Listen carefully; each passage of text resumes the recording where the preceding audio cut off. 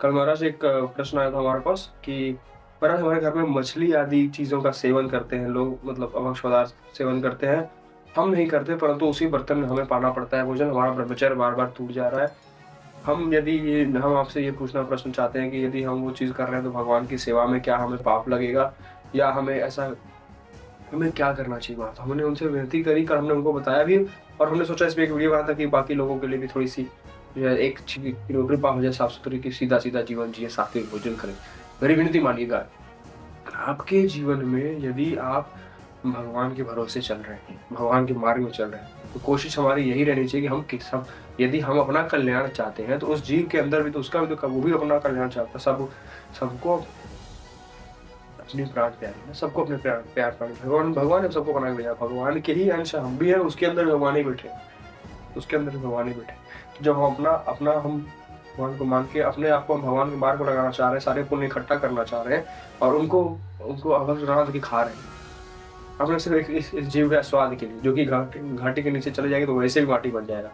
कुछ नहीं है, सिर्फ स्वाद के लिए किसी की हत्या कर दें, कितनी बड़ी बात है।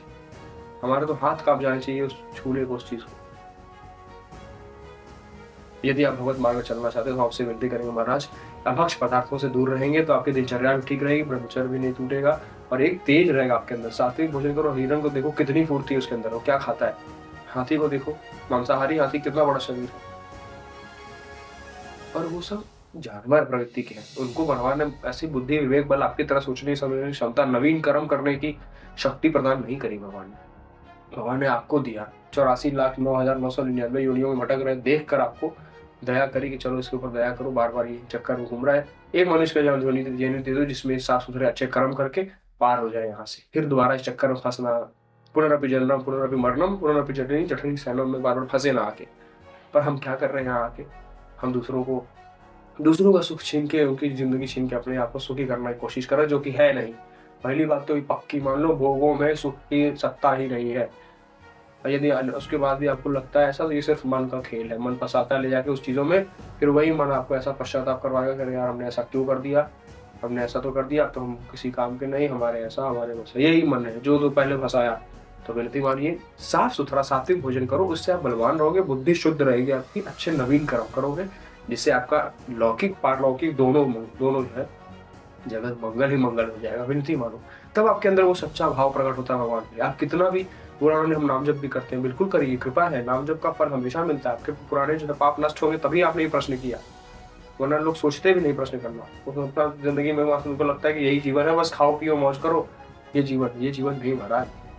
विनती मानो, अभी आपने देखे ही वास्तविकता। आप जिस दिन आप समझ जाओगे ये प्रेम भाव, ये तभी आएगा जब मन सात्विक रहेगा, मन शुद्ध, शरीर शुद्ध से रहोगे, मन से शुद्ध रहोगे, तब भगवान का जो है अंदर प्रादुर्भाव होता है।